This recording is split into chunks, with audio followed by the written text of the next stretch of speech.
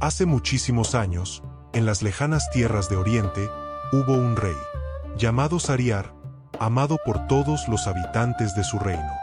Sucedió sin embargo que un día, habiendo salido de cacería, regresó a su palacio, antes de lo previsto y encontró a su esposa apasionadamente abrazada con uno de sus jóvenes esclavos. ¡Ay! Sollozó el rey. Siento en mi corazón un fuego que quema. E inmediatamente ordenó que su esposa y el esclavo fueran degollados. La muerte de su esposa infiel no calmó el fuego que inflamaba el corazón del rey. Sariar. Su rostro iba perdiendo el color de la vida y se alimentaba apenas. Ya lo dijo el poeta. Amigo, no te fíes de la mujer. Ríete de sus promesas. No te confíes, amigo. Es inútil. Y nunca digas, si me enamoro, evitaré las locuras de los enamorados. No lo digas. Sería verdaderamente un prodigio ver salir a un hombre sano y salvo de la seducción de las mujeres. Convocó entonces el rey a su visir y le mandó que cada día hiciera venir a su palacio a una joven doncella del reino. El rey las desposaba, pero, con las primeras luces del amanecer, recordaba la infidelidad de su esposa y una nube de tristeza le velaba el rostro. Entonces, hacía decapitar a las doncellas ardiendo de odio hacia todas las mujeres. Transcurrieron así los años sin que Sariar encontrara paz ni reposo mientras, en el reino, todas las familias vivían sumidas en el horror, huyendo para evitar la muerte de sus hijas. Un día, el rey mandó al visir que, como de costumbre, le trajese a una joven. El visir, por más que buscó, no pudo encontrar a ninguna y regresó muy triste a su casa, con el alma llena de miedo por el furor del rey. Sariar ordenará esta noche mi propia muerte, pensó. Pero el visir tenía dos hermosas hijas, la mayor, llamada Cerezade, y la menor de nombre Doniazada. Cerezade era una joven de delicadeza exquisita. Contaban en la ciudad que había leído innumerables libros y conocía las crónicas y las leyendas de los reyes antiguos y las historias de épocas remotas. Cerezade guardaba en su memoria relatos de poetas, de reyes y de sabios. Era inteligente, prudente y astuta. Era muy elocuente y daba gusto oírla. Al ver a su padre, le habló así: ¿Por qué te veo soportando, padre, tantas aflicciones? El visir contó a su hija cuanto había ocurrido desde el principio al fin. Entonces le dijo Cerezade: Por Alá, padre, cásame con el rey. Prometo salvar de entre las manos de Sariar a todas las hijas del reino o morir como el resto de mis hermanas. El visir contestó: Por Alá, hija, no te expongas, amigo. No te fíes de la mujer. Ríete de sus promesas. No te confíes, amigo. Es inútil. Y nunca digas, si me enamoro, evitaré las locuras de los enamorados. No lo digas. Sería verdaderamente un prodigio ver salir a un hombre sano y salvo de la seducción de las mujeres. Convocó entonces el rey a su visir y le mandó que cada día hiciera venir a su palacio a una joven doncella del reino.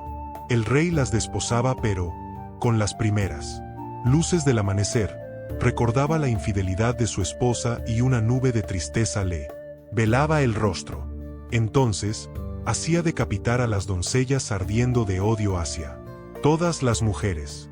Transcurrieron así los años sin que Sariar encontrara paz ni reposo mientras, en el reino, todas las familias vivían sumidas en el horror, huyendo para evitar la muerte de sus hijas.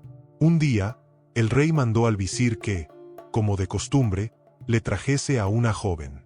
El visir, por más que buscó, no pudo encontrar a ninguna y regresó muy triste a su casa, con el alma llena de miedo por el furor del rey. Sariar ordenará esta noche mi propia muerte, pensó. Pero el visir tenía dos hermosas hijas, la mayor, llamada Cerezade, y la menor de nombre Doniazada. Cerezade era una joven de delicadeza exquisita. Contaban en la ciudad que había leído innumerables libros y conocía las crónicas y las leyendas de los reyes antiguos y las historias de épocas remotas. Ceresade guardaba en su memoria relatos de poetas, de reyes y de sabios. Era inteligente, prudente y astuta. Era muy elocuente y daba gusto oírla. Al ver a su padre, le habló así: ¿Por qué te veo soportando, padre, tantas aflicciones? El visir contó a su hija cuanto había ocurrido desde el principio al fin. Entonces le dijo Ceresade: por Alá, padre, cásame con el rey. Prometo salvar de entre las manos de Sariar a todas las hijas del reino o morir como el resto de mis hermanas. El visir contestó: por Alá, hija, no te expongas nunca a tal peligro. Pero Ceresade insistió nuevamente en su ruego. Entonces, el visir, sin replicar nada, hizo que preparasen el ajuar de su hija y marchó a comunicar la noticia al rey Sariar. Mientras su padre estaba ausente, Ceresade instruyó de este modo a su hermana: Doniazada, te mandaré llamar cuando esté en el palacio y en cuanto llegues y veas que el rey ha terminado de hablar conmigo, me dirás: hermana, cuenta alguna historia maravillosa que nos haga pasar la noche. Entonces yo narraré cuentos que, si Alá quiere, serán la causa de la salvación de las hijas de este reino. Regresó poco después el visir y se dirigió con su hija mayor hacia la morada del rey. El rey se alegró muchísimo al ver la belleza de Ceresade y preguntó a su padre: ¿es esta la doncella con quien me desposaré esta noche? Y el visir respondió respetuosamente: sí, lo es. Pero acabada la ceremonia nupcial, cuando el rey quiso acercarse a la joven, Ceresade se echó a llorar. El rey le dijo: ¿qué te pasa? Y ella exclamó: oh, rey poderoso, tengo una pequeña hermana, de la cual quisiera despedirme. El rey mandó buscar a la hermana, que llegó rápidamente, se acomodó a los pies del lecho y dijo: hermana, cuéntanos una historia que nos haga pasar la noche. Ceresade contestó: de buena gana y con todo respeto, si es que me lo permite este rey tan generoso, dotado de tan buenas maneras. El rey, al oír estas palabras, como no tenía ningún sueño, se prestó de buen grado a escuchar el relato de Ceresade. Aquella primera noche, Ceresade empezó a contar la historia del mercader que, en uno de sus viajes por el desierto, cayó en manos de un efrit que quería cortarle la cabeza. El mercader, en su afán por salvar su vida, le contaba al genio maligno tantos relatos maravillosos que llegó el amanecer sin que Ceresade hubiese concluido la historia. Entonces, la joven se calló discretamente, sin aprovecharse más del permiso que le había concedido Sariar.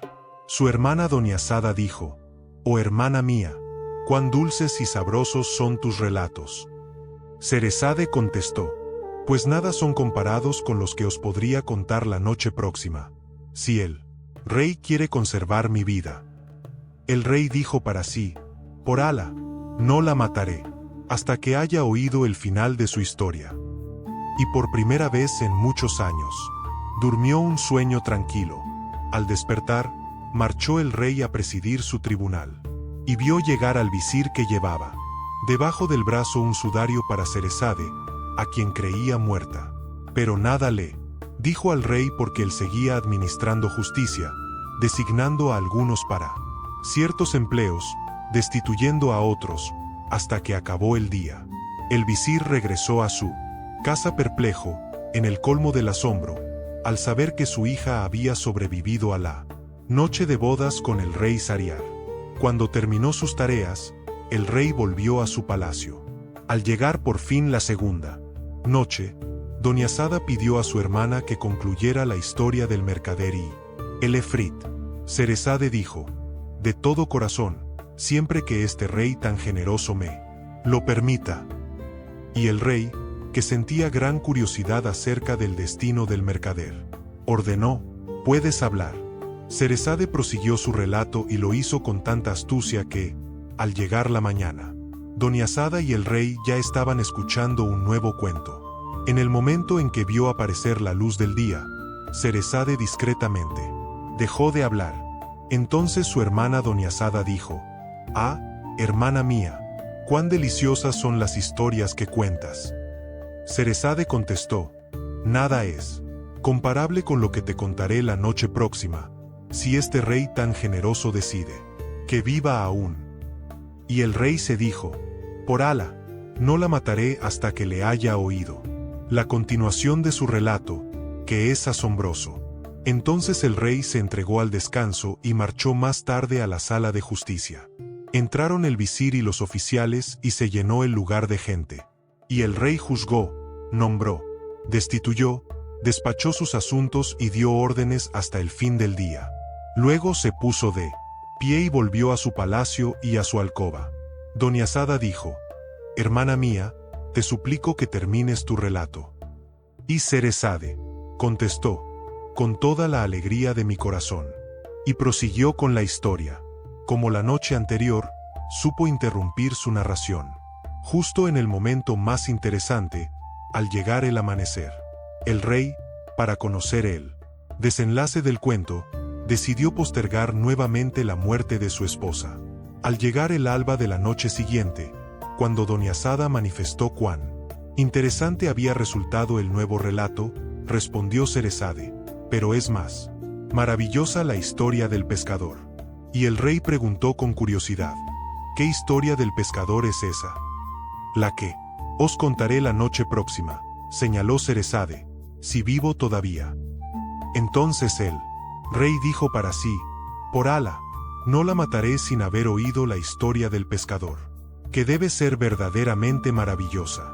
La misma decisión tomó el rey Sariar al día siguiente y en los sucesivos días.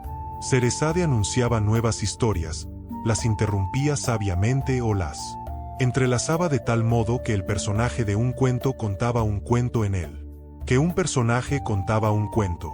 Así, una historia llevaba a la otra en una narración sin fin que iba dejando a la joven un día más de vida, una semana más, un mes, un año tras otro año. Transcurridas 536 noches, Ceresade empezó a narrar las aventuras de Simbad el marino. Y las hazañas de Simbad, gracias sean dadas a Alá, se enlazaron una con otra durante 30 noches y llegaron a nuestros oídos tal como podréis escucharlas ahora. Los viajes de Simbad el marino. He llegado a saber, oh rey afortunado, que en tiempos del califa Harún al-Rachid vivía en la ciudad de Bagdad un hombre llamado Simbad el Faquín. Era pobre y para ganarse la vida transportaba pesados bultos sobre su cabeza de un punto a otro de la ciudad. Un día de calor excesivo pasó por delante de la puerta de una casa que debía pertenecer a algún mercader rico. Soplaba allí una brisa gratísima y cerca de la puerta se veía un banco para sentarse. Al verlo, el Faquín Simbad dejó su carga y se sentó. Entonces no pudo menos que suspirar y exclamar: «Gloria a ti, oh Alá. Por la mañana, yo, Simbad el Faquín, me levanto agotado del trabajo del día anterior. El propietario de esta mansión, en cambio, disfruta de sus guisos y se rodea de sonidos y aromas delicados. Oh Alá, quiero creer que gobiernas con sabiduría». Simbad el Faquín se dispuso a recoger su fardo para marcharse, pero salió por la puerta un joven sirviente que le tomó la mano y dijo: «Mi señor ha escuchado tus lamentaciones y te manda llamar. Sígueme». Simbad se dejó llevar, avergonzado y cabizbajo. El señor de la casa le ofreció los mejores manjares y le dijo: «He sabido que te llamas igual que yo, porque mi nombre es Simbad el marino. Este bienestar que ves en mi vejez ha sido adquirido después de grandes fatigas. Te contaré la historia de mi vida. Has de saber que mi padre fue un rico comerciante. Cuando murió yo era muy joven. Me hice hacer costosos vestidos, me rodeé de servidores e invité a grandes banquetes hasta que un día descubrí que me encontraba a las puertas de la pobreza. Vendí todo lo que me quedaba y adquirí mercancías para salir a comerciarlas. Me embarqué junto con otros y navegamos por el río Basora hasta salir al mar y alejarnos de las costas de la patria. Navegamos durante días y noches, de mar en mar, de isla en isla, de tierra en tierra y de puerto en puerto. Allí por donde pasábamos, vendíamos y comprábamos, obteniendo provecho de nuestro trabajo. Un día llegamos a una pequeña isla que parecía un jardín. El capitán mandó echar anclas y los comerciantes que íbamos a bordo desembarcamos. Unos decidieron descansar, otros recorrer el lugar y algunos encendieron lumbre para preparar alimentos. De repente, tembló la isla toda con una ruda sacudida.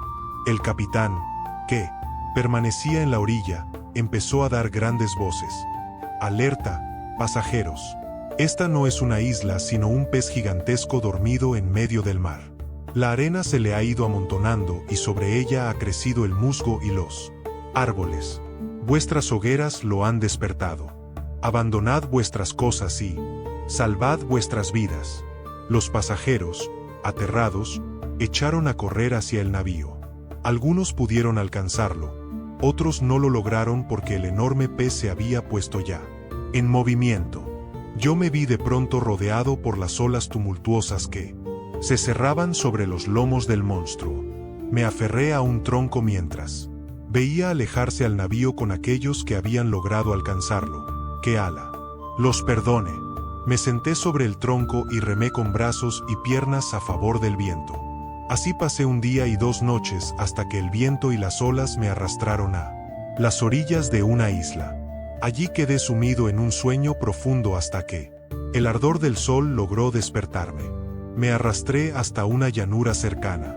Bebí agua dulce y comencé a alimentarme con los frutos caídos de los árboles. Poco a poco, recobré mis fuerzas. Pasó cierto tiempo, y empezaba a estar harto de tanta soledad. Solía recorrer la orilla del mar a la espera de algún navío que pudiera recogerme. Una mañana, ascendí a una punta rocosa para observar el horizonte, y desde allí, descubrí una vela entre las olas. Desgajé una rama e hice señas con ella lanzando al viento grandes alaridos. Finalmente me vieron y se acercaron a la costa para socorrerme. En la nave, me ofrecieron alimentos y ropas para cubrir mi desnudez y me sentí invadido por un gran bienestar. Al día siguiente, conté mi historia y el capitán se compadeció mucho de mis penas. «Quisiera serte útil», me dijo. «Has de saber que llevamos navegando y comerciando muchísimo tiempo. Ahora nos dirigimos a un puerto cercano. Para que no tengas que llegar a tu tierra en tan miserable estado, mi deseo es entregarte los fardos de un mercader que embarcó con nosotros en Basora pero que ha perecido ahogado. Encárgate de vender las mercancías, y yo te daré una retribución por tu trabajo. Después te dirigirás a Bagdad. Preguntarás por la familia del ahogado y les harás llegar el importe de lo que vendas más las mercancías sobrantes». Al oír estas palabras, miré atentamente al capitán y lleno de emoción pregunté: «¿Y cómo se llamaba ese mercader, capitán?». Él me contestó: «Simbad el marino». Grité entonces con toda mi voz: «Yo soy Simbad el marino». Luego añadí: «Cuando se puso en movimiento el enorme pez a causa del fuego que encendieron en su lomo, yo fui de los que no pudieron ganar tu navío y cayeron al agua. Pero me salvé gracias a un tronco de madera sobre el que me puse a horcajadas hasta alcanzar la costa». Al escucharme, el capitán exclamó: «No hay más poder que en Alá, el Altísimo». El capitán me entregó los fardos. Después seguimos navegando.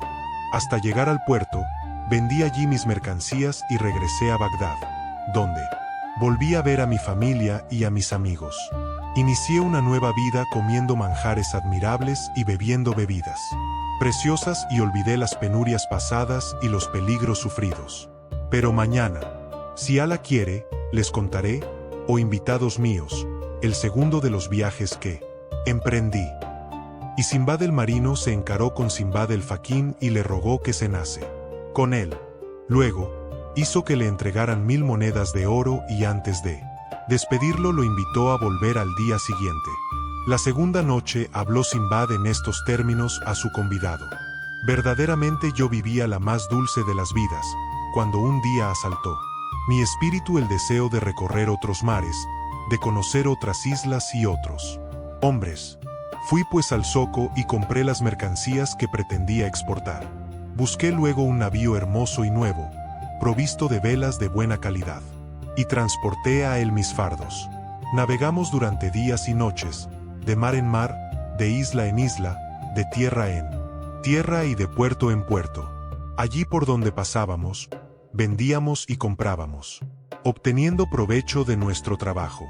Un día, Ala nos condujo hasta una isla con multitud de árboles de deliciosos frutos y flores olorosas, pájaros cantores y arroyos cristalinos. Yo fui a sentarme a orillas de un arroyo. Me tendí en el césped y dejé que se apoderara de mí el sueño, en medio de la frescura y los aromas del ambiente. Dormí durante muchas horas, tantas que cuando desperté, no encontré a nadie. Me puse a llorar preso de un terror profundo.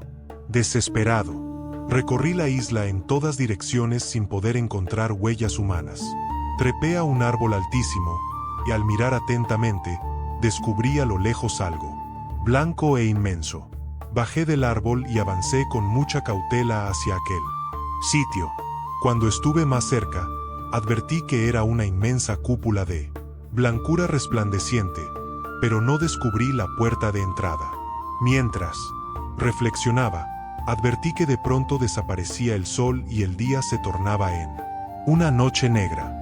Alcé la cabeza para mirar las nubes y vi un pájaro enorme, de alas formidables, que volaba tapando el sol y oscureciendo la isla. Recordé entonces con terror lo que contaban algunos viajeros, que en las islas del sur vivía un pájaro gigantesco de alas descomunales, llamado roc, que en su vuelo tapaba el sol y que alimentaba a sus polluelos con elefantes. La cúpula blanca era uno de los huevos que empollaba aquel roc. El pájaro descendió sobre el huevo, extendió sobre él sus alas inmensas, dejó descansando a ambos lados sus dos patas en tierra y se durmió. Yo quedé debajo de una de sus patas, que parecía más gruesa que el tronco de un árbol añoso. Tomé una decisión. Me quité el turbante, lo trencé como una cuerda y me até con ella a la inmensa pata del pájaro roc. Me dije que no podría sobrevivir en la isla, pero que el roc en su vuelo tal vez me condujera a parajes civilizados. Al amanecer, el roc se irguió, lanzó un grito horroroso y se elevó por los aires conmigo colgado de su pata. Atravesó el mar volando por encima de las nubes y después de mucho rato empezó a descender hasta posarse en tierra. Me apresuré a desatarme, pero el pájaro no descubrió mi presencia, como si se tratara de alguna mosca o de una hormiga que por allí pasase. El roc se precipitó a cazar un animal inmenso y se elevó con él entre sus garras, nuevamente en dirección al mar. Me dispuse entonces a reconocer el lugar. Observé que todo el suelo estaba cubierto de diamantes de gran tamaño, pero vi también que en todas direcciones se desplazaban serpientes gruesas, como palmeras, y supe que me hallaba al borde de la muerte. Sentí gran pánico y corrí hacia una cueva para salvar mi vida. Entré y cuando me habitué a la oscuridad advertí que lo que a primera vista tomé por una enorme roca negra era una serpiente enroscada sobre sus huevos. Sentí entonces en mi carne el horror de semejante espectáculo. La piel se me encogió como una hoja seca, temblé de terror y caí al suelo sin conocimiento. Así permanecí hasta la mañana, cuando desperté y pude convencerme de que no había sido devorado todavía. Tuve suficiente aliento para deslizarme hasta la entrada y lanzarme fuera, tambaleándome como un borracho a causa del sueño, del hambre y del terror. Mientras deambulaba, cayó a mis pies desde las alturas el esqueleto de un buey sacrificado. Los restos de carne estaban frescos y sanguinolentos. Alcé los ojos, pero no vi a nadie. Recordé en ese momento lo que se contaba de los buscadores de diamantes. Como los buscadores no podían bajar al valle de las serpientes, mataban bueyes o carneros, los desollaban y arrojaban las carcasas a los precipicios, donde iban a caer sobre los diamantes que se incrustaban en ellas profundamente. Entonces llegaban unas enormes águilas para llevarse a sus nidos los restos de los animales como alimento de sus crías. Los buscadores de diamantes se precipitaban sobre ellas lanzando grandes gritos para obligarlas a soltar su presa. Recogían los diamantes. Adheridos a la carne fresca, abandonaban la res para alimento de las águilas y regresaban a su país. Me asaltó la idea de que podía tratar aún de salvar mi vida y salir de aquel valle. Me incorporé y comencé a amontonar una gran cantidad de diamantes. Abarroté con ellos mis bolsillos, me los introduje entre el traje y la camisa. Llené mi calzón y los pliegues de mi ropa, tras de lo cual, desenrollé la tela de mi turbante, como la primera vez. Luego me introduje en el costillar del buey, me até bien fuerte con el turbante a los cuartos traseros y esperé. A mediodía, un águila de gran tamaño se precipitó sobre la presa, la aferró y la elevó por los aires conmigo escondido en su interior. Noté luego que se posaba en su nido y que empezaba a desgarrarla con grandes picotazos, que amenazaban con desgarrar mi propia carne. De pronto, se escuchó un griterío y el sonido de tambores que asustaron al ave y la obligaron a emprender nuevamente el vuelo. Un grupo de hombres se acercó. Desaté mis ligaduras y salí de la res. Estaba cubierto de sangre de pies a cabeza, por lo que mi aspecto debía resultar espantoso. Los hombres se alejaron, pero yo grité: «No temáis. Soy un hombre de bien». El propietario del buey se inclinó sobre la carne y la escudriñó sin encontrar allí los diamantes que buscaba. Alzó sus brazos al cielo, diciendo: «¡Qué desilusión! Estoy perdido». Al verlo, me acerqué a él, que exclamó: «¿Quién eres? ¿Y de dónde vienes? ¿Para robarme mi fortuna?». Le respondí: «No temas nada, porque no soy ladrón y tu fortuna en nada ha disminuido». Saqué enseguida de mi cinturón algunos hermosos ejemplares de diamantes y se los entregué diciéndole: «He aquí una ganancia que no habrías osado esperar en tu vida». El propietario del buey manifestó su alegría y me dio las gracias. Pasamos aquella noche en un lugar agradable y yo no cabía en mí de gozo por hallarme otra vez entre personas civilizadas. Decidí permanecer en compañía de aquellas gentes para viajar por nuevas tierras.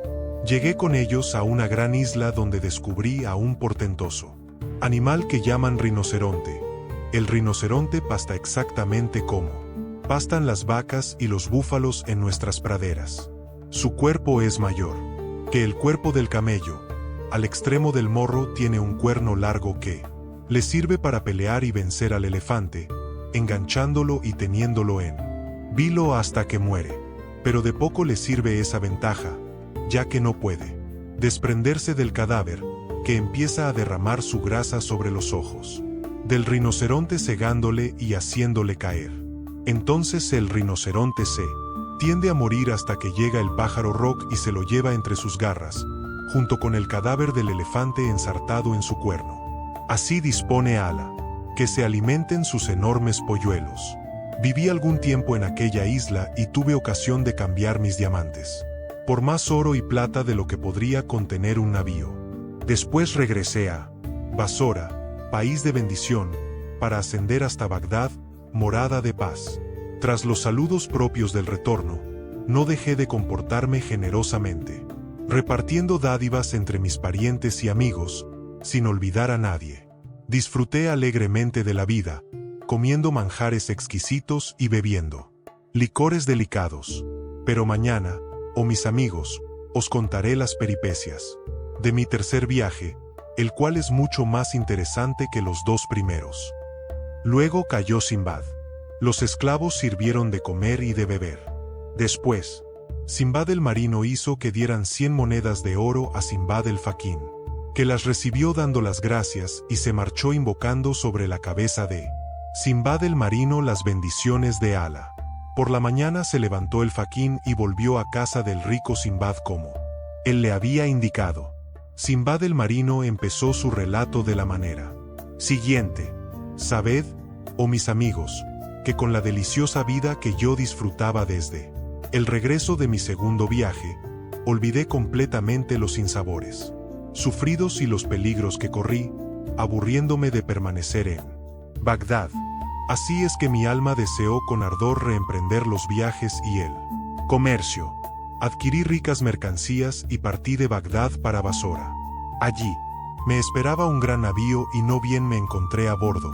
Nos hicimos a la vela con la bendición de Alá para nosotros y para nuestra travesía. Navegamos durante días y noches, de mar en mar, de isla en isla, de tierra en tierra y de puerto en puerto. Allí por donde pasábamos, vendíamos y comprábamos, obteniendo provecho de nuestro trabajo. Un día, estábamos en alta mar cuando de pronto vimos que el capitán del navío se golpeaba con fuerza el rostro y se arrancaba los pelos de la barba. Al verlo en ese estado, lo rodeamos preguntándole: «¿Qué pasa, capitán?». Contestó: «Mi corazón tiene presentimientos de muerte. Estamos a merced de un viento contrario que nos ha desviado de la ruta. La tempestad está sobre nosotros. Por desgracia, no tardamos en ver que se cumplían los presentimientos del capitán.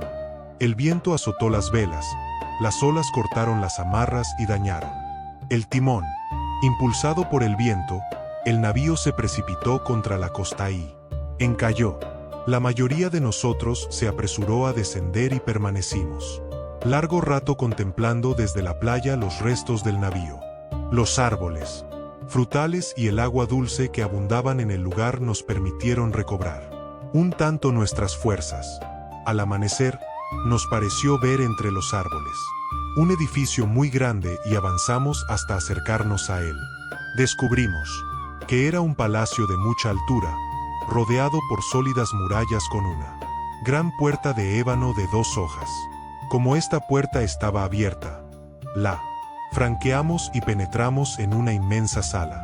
Extenuados de fatiga y miedo, nos dejamos caer y nos dormimos profundamente. Ya se había puesto el sol cuando nos sobresaltó un ruido estruendoso. Desde el techo, vimos descender ante nosotros a un ser con rostro humano, alto como una palmera, de horrible aspecto. Tenía los ojos rojos como 2 tizones, inflamados, dientes salientes como los colmillos de un cerdo, una boca enorme como el brocal de un pozo. Sus labios le colgaban sobre el pecho y sus oscuras manos tenían uñas ganchudas cual las garras del león. A su vista, nos llenamos de terror. Él fue a sentarse contra la pared y desde allí comenzó a examinarnos en silencio uno a uno mientras encendía gran cantidad de leña en el hogar que había en aquella sala. Tras de ello, se adelantó hacia nosotros, fue derecho a mí, tendió la mano y me tomó de la nuca. Me dio vueltas pero no debió encontrarme de su gusto porque me dejó, echándome a rodar por el suelo, y se apoderó del capitán del navío. Eligió al capitán porque era un hombre robusto. Lo mató de un solo golpe. Lo ensartó en un asador de hierro y lo asó como a un pollo dorándolo en las llamas de la hoguera. Concluida su comida, el espantoso gigante se tendió sobre el piso y no tardó en dormirse, roncando igual que un búfalo, y permaneció dormido hasta la mañana. Lo vimos entonces levantarse y alejarse como había llegado. En cuanto se marchó, todos estallamos en llanto considerando la forma horrorosa en que moriríamos. Anochecía cuando la tierra volvió a temblar bajo nuestros pies y apareció nuevamente aquel ser gigantesco, que volvió a repetir las maniobras de la tarde anterior. Sin embargo, cuando después de haber dormido se alejó nuevamente, uno de los marineros dijo: «Escuchadme, compañeros. ¿No creéis que vale más matar a este gigante que dejar que nos devore? Antes de matarlo, construyamos una balsa con las ramas que cubren la playa. Aunque la balsa naufrague y nos ahoguemos, habremos evitado que el monstruo nos asesine». Todos exclamamos: «Por Alá, es una idea razonable». Al momento, nos dirigimos a la playa y construimos la balsa, en la que tuvimos cuidado de poner algunas frutas y hierbas comestibles. Al anochecer, volvimos al palacio para esperar temblando al gigante. Todavía debimos observar sin un murmullo como ensartaba y asaba a uno de nuestros compañeros. Pero, Cuando se durmió y comenzó a roncar, nos aprovechamos de su sueño. Escogimos 2 de los inmensos asadores de hierro en los que ensartaba a sus víctimas y los calentamos en la hoguera hasta que estuvieron al rojo vivo. Los empuñamos luego fuertemente por el extremo frío y, como eran muy pesados, llevamos cada uno entre varios. Nos acercamos a él y entre todos hundimos a la vez los asadores en ambos ojos del gigante dormido y apretamos con todas nuestras fuerzas para dejarlo ciego. Debió sentir un dolor terrible porque el grito que lanzó fue tan espantoso que nos hizo rodar por el suelo a gran distancia. Saltó él a ciegas y, aullando y corriendo en todos sentidos, intentó atrapar a alguno de nosotros. Pero habíamos tenido tiempo de tirarnos al suelo de bruces a su derecha y a su izquierda, de manera que a cada manotazo solo encontraba el vacío. Acabó por dirigirse a tientas a la puerta y salió dando gritos espantosos. Nos lanzamos entonces a la balsa que habíamos construido y empezamos a remar con las ramas más fuertes. El gigante, adivinando nuestra presencia, empezó a arrojar hacia el mar inmensas rocas que levantaban altas olas. Al caer con estrépito en las aguas, la balsa se inclinó y algunos de los marineros cayeron al mar. Solo 3 de nosotros permanecimos a flote, a merced del viento y las olas, hasta que una brisa nos acercó a una isla y en ella descendimos. Junto con mis compañeros, nos alimentamos de hierbas y frutos durante algunos días, pero al poco tiempo una barca de pescadores que se acercó a las costas nos recogió y en ella llegamos a una ciudad de altos edificios, cercana al mar. La llamaban la ciudad de los monos. Eran buena gente, pero la vida allí no era fácil pues los bosques que rodeaban la ciudad estaban habitados por multitud de monos que por las noches invadían en bandadas el lugar. Para salvar sus vidas, los habitantes debían descansar en sus barcas y regresar a sus casas al amanecer, cuando los monos volvían al bosque. Permanecimos pues durmiendo en la barca que nos había recogido. Un día, el dueño me dijo: ¿eres pescador? ¿Tienes oficio? Le respondí que solo sabía comprar y vender mercancías, pero que había perdido todos mis bienes en un naufragio. Entonces, me entregó una bolsa y me dijo: toma esta bolsa, llénala de guijarros, ve con estos hombres y haz todo lo que ellos hacen. Conseguirás de ese modo dinero para pagar el pasaje que te lleve a tu patria. Hice lo que me indicó. Salí de la ciudad con un grupo de hombres cada uno de los cuales llevaba al hombro una bolsa cargada de guijarros. Nos encaminamos a un valle de altísimas palmeras plagadas de monos. Los hombres empezaron a lanzarles las piedras que hasta allí habían llevado. Yo hice lo mismo. Los monos respondieron lanzándonos cocos. Con ellos, todos volvimos a llenar nuestras bolsas y regresamos a la ciudad. Ese fue mi trabajo durante muchos días, hasta que almacené gran cantidad de cocos y vendí otros tantos. Por fin, un día, agradecí al dueño de la barca todos los favores que me había dispensado y embarqué junto con mi gran cargamento de cocos en una nave que acertó a pasar por allí. En todas las islas donde nos deteníamos, cambiaba mi mercancía por otros productos. Obtuve primero canela y pimienta y cambié luego parte de estas especias por madera de China. En los mares perleros, entregué esa excelente madera y recibí a cambio muchas perlas de incalculable valor. Y Allah permitió que luego de navegar durante días y noches, de mar en mar, de isla en isla, de tierra en tierra y de puerto en puerto, llegara a Basora más enriquecido que nunca. Entonces, regresé a mi antigua vida en Bagdad.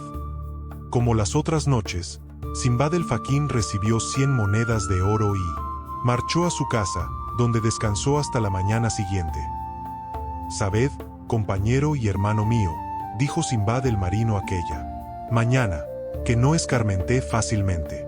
Pretendí aprender de mis desventuras, pero, como los que te he contado, emprendí en total 7 viajes. Mi nombre adquirió cierta fama entre los navegantes que acudían a consultarme cosas relativas al comercio, a los mares y a las islas. El califa, Llegó a escuchar mi historia y ordenó a los cronistas que la escribieran y la depositaran en la biblioteca del palacio para que sirviera de instrucción a quienes la leyeran. Estuve ausente de mi patria 27 años y solo. Entonces me arrepentí ante Alá de mi manía viajera y le di gracias por haberme devuelto a mi familia y a mi patria. Y aquí tienes, Sinbad el Faquín, la historia de mi vida. El Faquín dijo: por Alá, hermano de nombre, no me reprendas por pensar que habías adquirido fácilmente tus riquezas. Sinbad el marino mandó poner el mantel y dio un festín que duró largas noches, y después invitó a permanecer a su lado, como mayordomo de su casa, a Sinbad el Faquín, y ambos vivieron fraternalmente hasta que fue a visitarlos la que destruye las alegrías, la amarga muerte. Cuando Cerezade acabó de contar la historia de Sinbad, el marino se calló, sonriendo. Entonces la pequeña Doniazada se levantó de la alfombra en que estaba acurrucada y dijo a su hermana: «Oh, Cerezade, hermana mía, qué terrible, prodigioso y temerario era Sinbad el marino». Y Cerezade sonrió y dijo: «No creas, oh rey afortunado, que todas las historias que has oído hasta ahora pueden valer tanto como la historia de Alí Baba, que me reservo para la noche próxima, si quieres». Entonces el rey Sariar dijo para sí: «No la mataré hasta después». Entonces Cerezade sonrió y dijo: «Cuentan que…». Pero en este momento vio aparecer la mañana y se calló, discreta.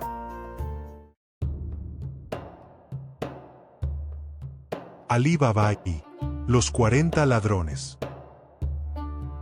Recuerdo, oh rey afortunado, que en tiempos muy lejanos, en una ciudad entre las ciudades de Persia, vivían dos hermanos. De entre las ciudades de Persia, vivían dos hermanos. Uno se llamaba Casín y el otro Alí Baba. Cuando el padre de Casín y de Alí Baba murió, los dos hermanos se repartieron lo que les dejó en herencia, tardando poco en consumirlo y encontrándose, de la noche a la mañana, con las caras largas y sin pan ni queso. El mayor, que era Casín, temiendo morir de hambre, no tardó en casarse con una joven que tenía plata. De esta manera, además de una esposa, el joven tuvo una tienda en el centro del mercado. Tal era su destino y así se cumplió. En cuanto al segundo, que era Alí Baba, como no era ambicioso, se hizo leñador, ahorró algún dinero y lo empleó en comprar un asno, después otro y más tarde un tercero. Todos los días los llevaba al bosque y los cargaba con la leña que antes él mismo había traído sobre sus espaldas. Siendo propietario de 3 asnos, Alí Baba inspiraba confianza a las gentes de su oficio, todos pobres leñadores, y uno de ellos le ofreció a su hija en matrimonio. Alí Baba tuvo de su esposa 2 hijos y todos vivían modestamente del producto de la venta de leña. Un día en que Alí Baba estaba en el bosque ocupado en abatir a hachazos un árbol, el destino decidió modificar su vida. Primero se oyó un ruido lejano, que se aproximaba rápidamente. Alí Baba, que detestaba las aventuras y las complicaciones, se asustó al encontrarse solo con sus 3 asnos en medio de aquella soledad. Trepó sin tardanza a la copa de un árbol que se elevaba en la cima de un pequeño monte desde el que se dominaba todo el bosque. Así, oculto entre las ramas, pudo observar qué era lo que producía aquel estruendo. Y bien que lo hizo. Una tropa de caballeros, armados hasta los dientes, avanzaba al galope hacia donde él se encontraba. Al ver sus semblantes sombríos y sus barbas negras que los hacían semejantes a cuervos, no dudó que eran bandoleros, salteadores de caminos de la peor especie. Girando estuvieron por unos momentos los bandidos al pie del monte rocoso donde Alí Baba estaba escondido, a una señal de su jefe. Echaron pie a tierra, ataron sus caballos a los árboles y recogieron las alforjas cargándolas sobre sus espaldas. Tan pesadas eran que los bandidos caminaban encorvados bajo su peso. Uno detrás de otro pasaron bajo Alí Baba, que así pudo fácilmente contarlos y ver que eran 40. ni uno más, ni uno menos. Cuando llegaron ante una gran roca que había al pie del monte, todos se detuvieron. El jefe, que era el que iba a la cabeza, se paró frente a la roca y, con voz retumbante exclamó: «Ábrete, Sésamo». Al momento la roca se entreabrió, el jefe se apartó un poco para dejar pasar a sus hombres y cuando hubieron entrado todos él mismo entró y exclamó con voz autoritaria: «Ciérrate, Sésamo». La roca volvió a su sitio y Alí Baba se cuidó mucho de hacer el menor movimiento, a pesar de la inquietud que sentía por el paradero de sus asnos abandonados en medio del bosque. Los 40 ladrones reaparecieron luego de oírse un ruido subterráneo, parecido a un terremoto lejano. Cada uno de ellos, con las alforjas vacías en la mano, se dirigió a su caballo, colocó las alforjas en la grupa y montó sobre su silla. Antes de partir, el jefe se volvió hacia la entrada de la caverna y, en voz alta, pronunció la fórmula: «Ciérrate, Sésamo». Y las dos mitades de la roca se juntaron. Los bandoleros, con sus semblantes sombríos y sus barbas negras, marcharon por el mismo camino por el que habían venido. En cuanto a Alí Baba, la prudencia hizo que permaneciese algún tiempo en su escondite, a pesar del deseo que sentía de ir a recuperar sus asnos, diciéndose: «Estos terribles bandoleros pueden haber olvidado alguna cosa en su cueva, volver de improviso sobre sus pasos y sorprenderme aquí». Lo siguió con la mirada hasta que se perdieron de vista y recién entonces decidió bajar del árbol con 1000 precauciones. Una vez en el suelo, avanzó hacia la roca, reteniendo la respiración y de puntillas.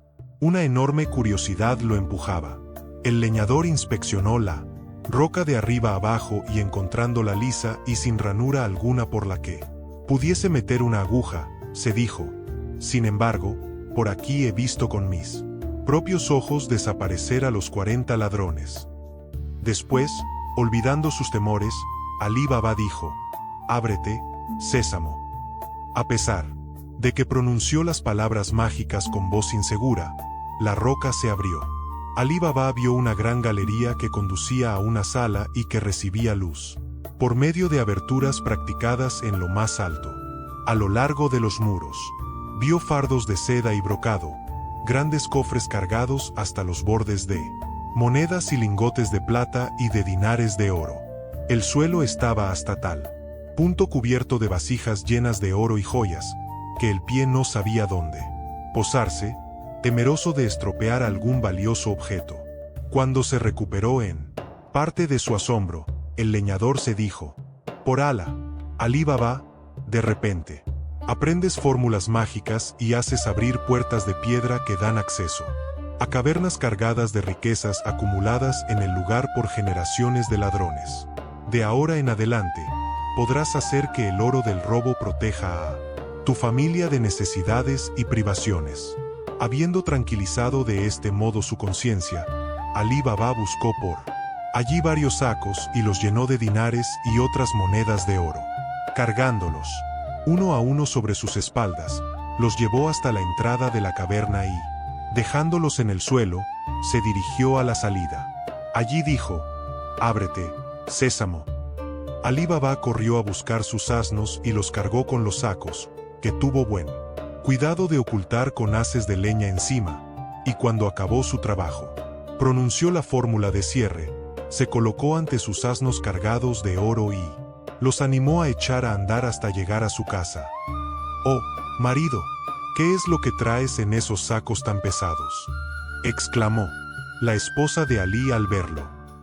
Alí Baba respondió: «Oh, mujer, ayúdame a esconderlos». La esposa del leñador, dominando su curiosidad, le ayudó a llevarlos, uno tras otro, al interior de la casa. Luego, no pudo contenerse más y vació uno de los sacos sobre la tierra. Sonoras carcajadas de oro iluminaron con millones de reflejos la pobre habitación del leñador que aprovechó el momento de espanto de su mujer para contarle su aventura, desde el comienzo hasta el fin.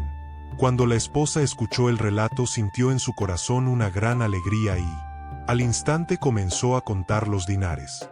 Alí Baba, riéndose, le dijo: ¿Qué haces? Ayúdame a cavar una fosa en nuestra cocina para que este tesoro quede oculto sin dejar rastro. La mujer respondió: No puedo permitir que entierres este oro sin antes haberlo pesado o medido. Te suplico, permíteme ir a buscar una medida y lo mediré en tanto que tú cavas la fosa. Sea, respondió el leñador, pero guárdate mucho de divulgar nuestro secreto. La esposa de Alí Baba salió a pedir una medida a la esposa de Casín, el hermano de su marido, cuya casa no estaba muy lejos. Entró, pues, en la casa de la parienta rica que nunca invitaba a comer a su casa al pobre Alí Baba y que nunca había enviado la más pequeña golosina a sus hijos, como hacen las gentes muy ricas para regalar a los hijos de la gente muy pobre.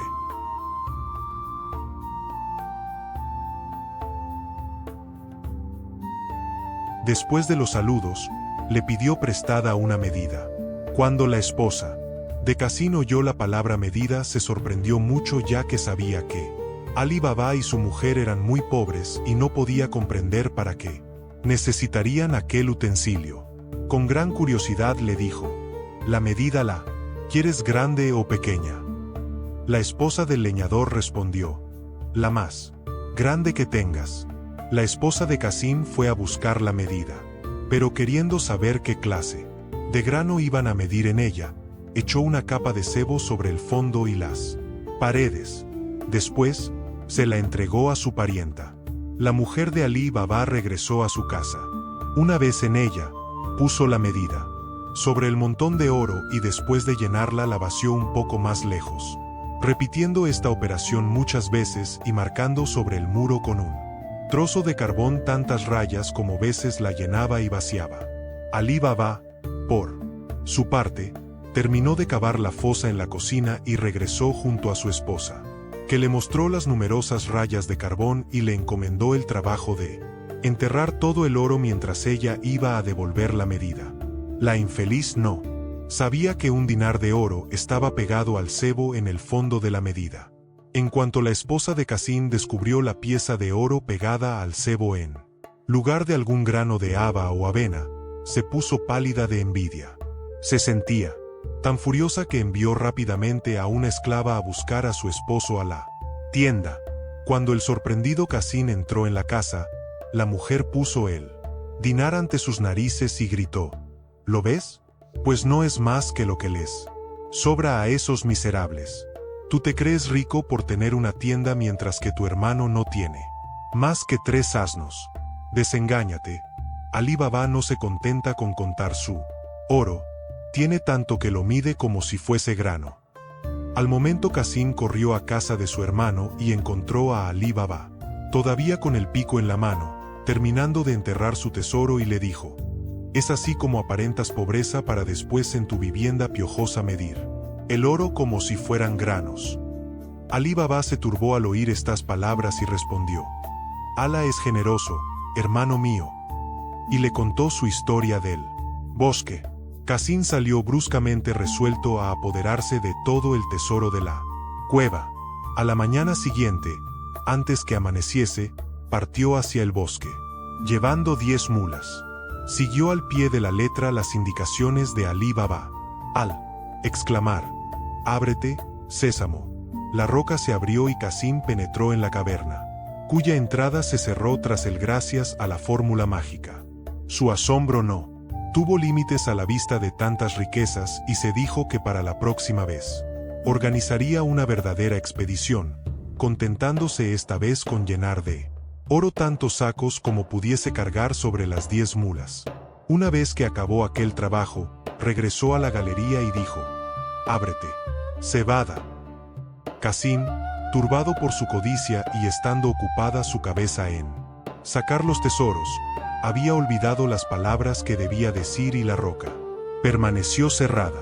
Entonces dijo: «Ábrete, Abba», pero la puerta no se abrió, por lo que dijo todos los nombres de cereales y granos que crecen sobre la superficie de los campos. «Ábrete, avena», mas tampoco se abrió hendidura alguna. Casín gritó: Ábrete, centeno. Ábrete, mijo. Ábrete, trigo. Ábrete, arroz. La puerta de piedra permaneció cerrada. Casín solo olvidó un grano, el misterioso sésamo, que era el único, que estaba dotado de poderes mágicos. Cuando los 40 ladrones regresaron a su cueva, vieron que 10 mulas, cargadas con grandes cofres, estaban atadas a los árboles. El jefe se decidió a entrar en la cueva y, levantando su sable ante la puerta invisible, pronunció la fórmula mágica. Al momento la roca se abrió. Casín se había escondido en un rincón. Cuando oyó pronunciar la palabra sésamo, maldijo su mala memoria y apenas vio que la puerta se entreabría, se lanzó hacia afuera con tan poca prudencia que chocó contra el jefe de los 40 ladrones.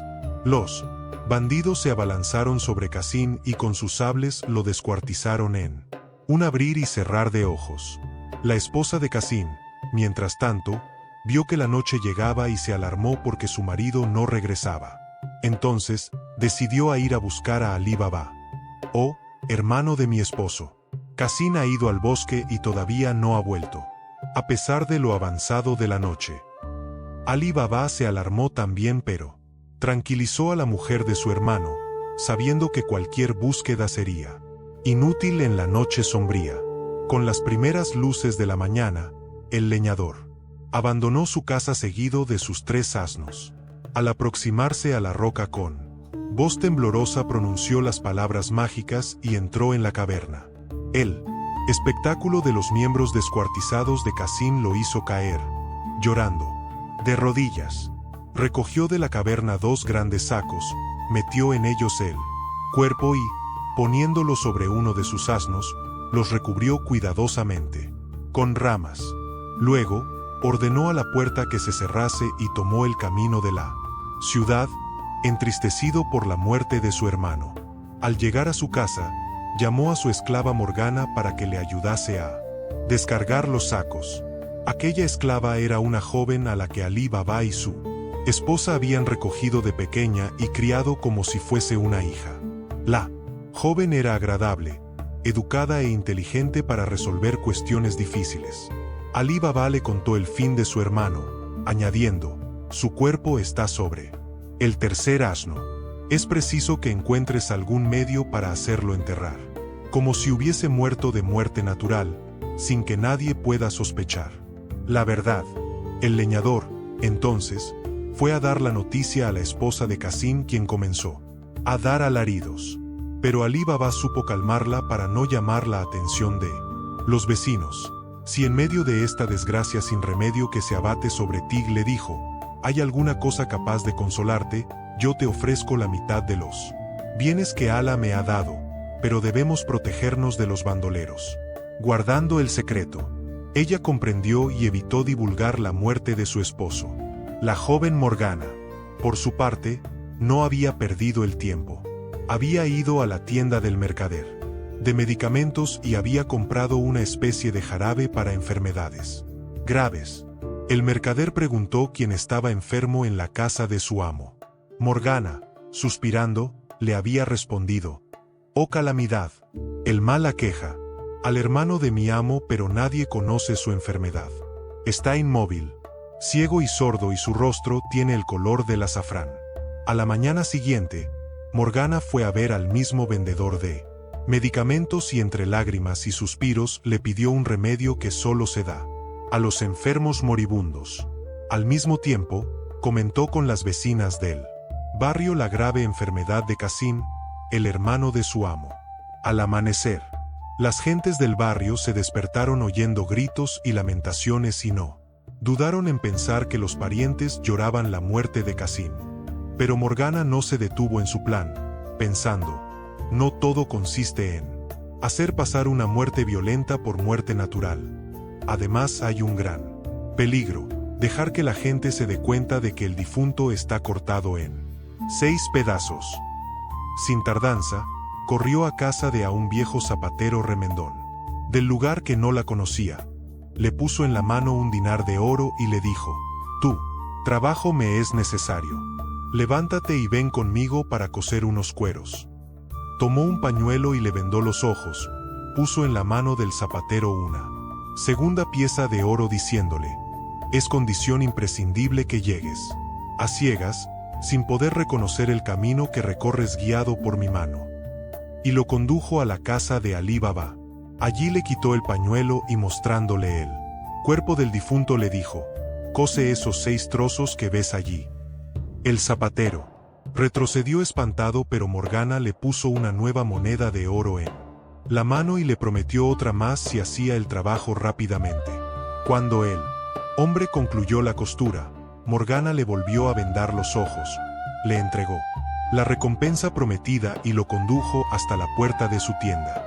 Una vez que regresó, la muchacha tomó el cuerpo reconstruido de Cassim, lo perfumó con incienso y lo amortajó ayudada por Alí Baba.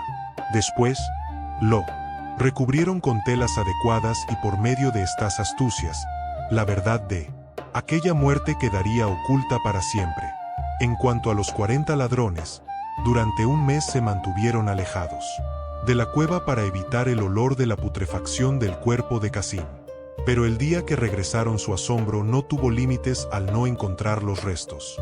El jefe dijo: hemos sido descubiertos. Es preciso que sin pérdida de tiempo matemos al cómplice del muerto. Alguien astuto y audaz debe ir a la ciudad y descubrir dónde habitaba el que hemos descuartizado. Al momento, uno de los ladrones exclamó: me ofrezco. El bandido entró en la ciudad. Anduvo por uno y otro lado hasta que llegó a la tienda del zapatero. Saludó amablemente y expresó su admiración por el trabajo que el hombre realizaba. A tu edad, le dijo, conservas la habilidad y la buena vista. Muy halagado, el zapatero respondió: oh, por Alá, todavía puedo enhebrar la aguja al primer intento y puedo coser los 6 trozos de un muerto en el fondo de un sótano poco iluminado.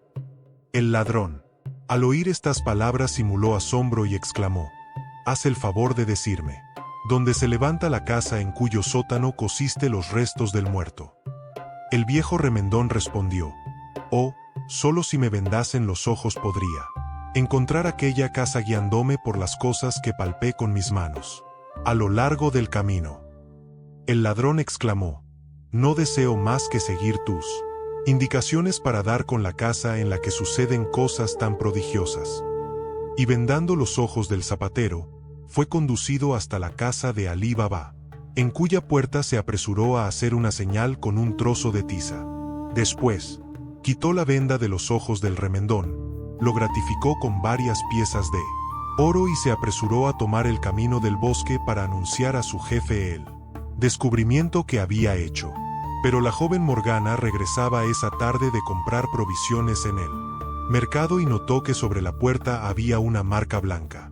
Corrió a buscar un trozo de tiza e hizo una señal exactamente igual en las puertas de todas las casas de la calle a derecha e izquierda. Cuando los malhechores entraron en la ciudad y se dirigieron a la casa señalada, se asombraron mucho al ver que todas las puertas de aquella calle tenían la misma señal. De inmediato, regresaron a la cueva y el jefe dijo: me encargaré yo mismo, y partió solo para la ciudad. Una vez allí, cuando el zapatero le hubo indicado la casa de Alí Baba, no perdió el tiempo marcando la puerta con tiza, sino que observó atentamente para fijar el lugar exacto en su memoria. Regresó al bosque, y reuniendo a los 39 ladrones les dijo: traed aquí 38 grandes tinajas de barro, de vientre ancho, todas vacías, y una más que llenaréis con aceite de oliva. Cuidad de que ninguna esté rajada. Los ladrones estaban habituados a obedecer sin chistar. Regresaron rápidamente con 2 tinajas atadas sobre cada caballo y el jefe dijo: despojaos de vuestras ropas y que cada uno se meta en una tinaja, llevando únicamente sus armas, su turbante y sus babuchas. Los ladrones saltaron sobre los caballos que portaban las tinajas y se dejaron caer en ellas. Quedaron dentro con las rodillas tocando las barbillas, igual que los pollos en el huevo a los 20 días.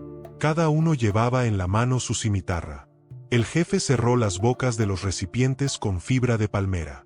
Entonces, se disfrazó de mercader de aceite y se dirigió hacia la ciudad. Por la tarde, llegó ante la casa de Alí Baba, que estaba sentado en el umbral tomando el fresco.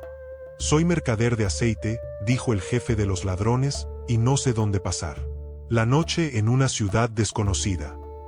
Alí Baba se acordó de los tiempos en que era pobre y le dijo: «Tú y tus bestias con la carga pueden descansar en el patio de mi casa». Llamó a Morgana y le ordenó que ayudase al mercader. Luego, invitó a comer a su huésped.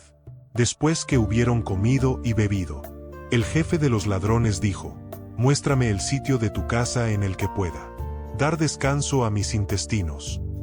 Alí Baba lo condujo al lugar indicado. Al quedar a solas, el hombre se acercó a las tinajas e inclinándose sobre cada una, dijo en voz baja: «Cuando oigas que unas piedrecitas golpean tu tinaja, sal y acude junto a mí». Morgana lo esperaba en la puerta de la cocina, con una lámpara de aceite en la mano para conducirlo a la habitación. Cuando la joven volvió a la cocina, fregando los platos y las cacerolas, se acabó el aceite de la lámpara. Tomó la vasija y fue al patio a llenarla en una de las tinajas.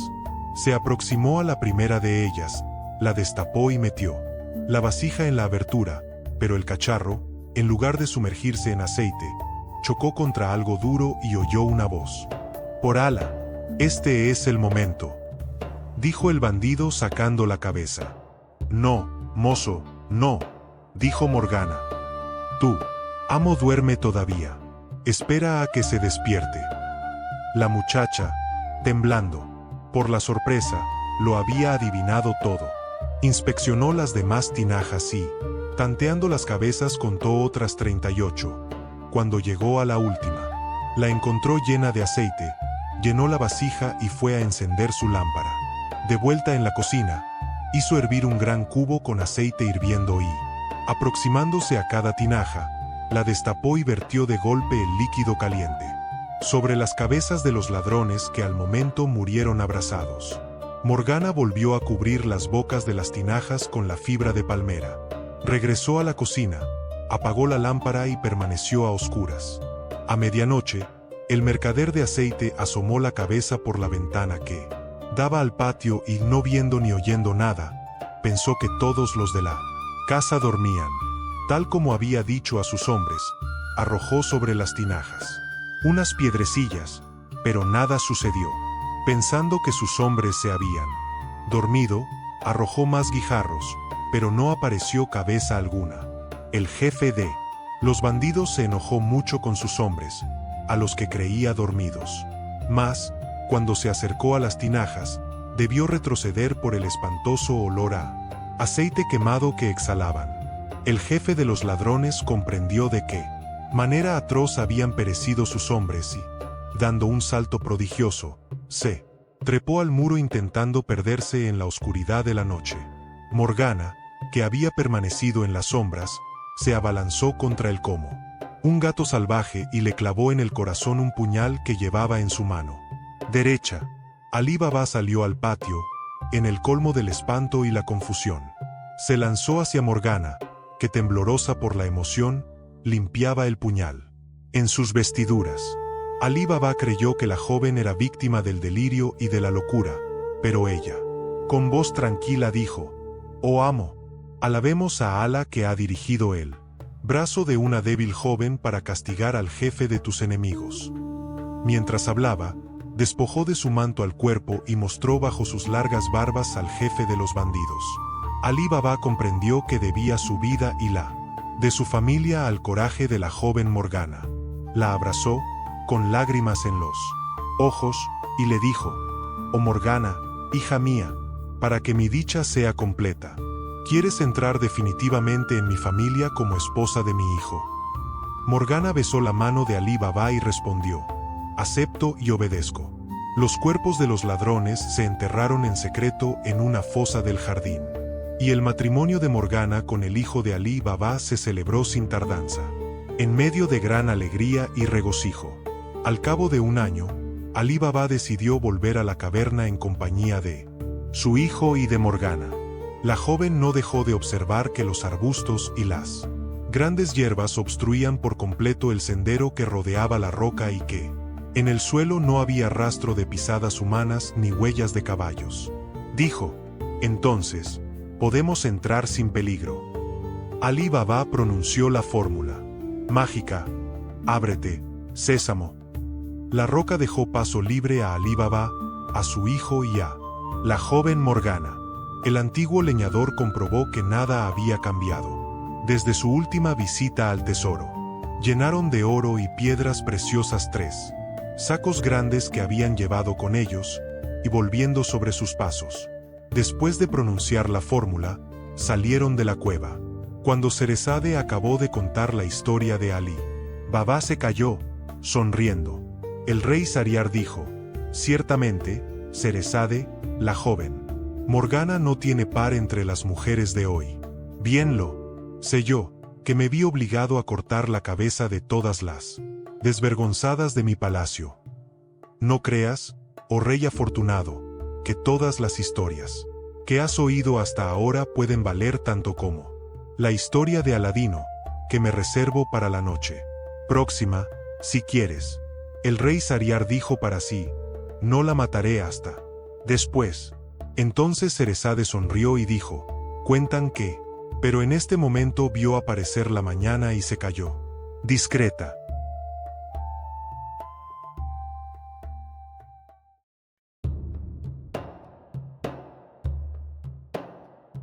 Aladino y la lámpara maravillosa. He llegado a saber, oh rey afortunado, que en la antigüedad, en una ciudad de la China de cuyo nombre no me acuerdo en este instante, había un hombre llamado Mustafa que era sastre de oficio y pobre de condición.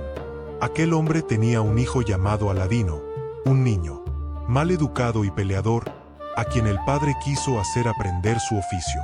Pero Aladino, que prefería jugar con los muchachos de su barrio, no pudo acostumbrarse a permanecer en la tienda. Cuando el pobre sastre murió, la madre de Aladino debió vender la tienda para sobrevivir por algún tiempo. Pero pronto el dinero se agotó y la mujer pasaba sus días y sus noches hilando lana y algodón para alimentarse y alimentar a su hijo. En cuanto Aladino se vio libre de su padre, se pasaba todo el día fuera de casa y regresaba solo a las horas de comer. Así fue como llegó a la edad de 15 años. Era verdaderamente hermoso y bien formado, con magníficos ojos negros, una tez de jazmín y aspecto seductor. Un día estaba Aladino en la plaza del Zoco con otros vagabundos como él, cuando pasó por allí un misterioso extranjero que se detuvo y lo observó largo rato.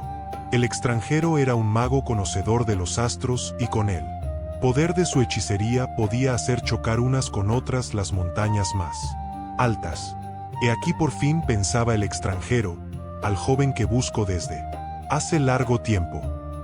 Se aproximó a Aladino sonriendo y le dijo: ¿no eres Aladino, el hijo del sastre Mustafa? Y él contestó: sí, soy Aladino. Pero mi padre hace mucho tiempo que ha muerto. Al oír estas palabras, el extranjero lo abrazó llorando y el muchacho le preguntó: ¿a qué obedecen tus lágrimas, señor? Ah, hijo mío, exclamó el hombre. Soy tu tío y acabas de revelarme de manera inesperada la muerte de mi pobre hermano. En cuanto te vi descubrí el parecido en tu rostro. ¿Dónde vive tu madre, la mujer de mi hermano? Enséñame el camino de tu casa. Aladino echó a andar y lo condujo.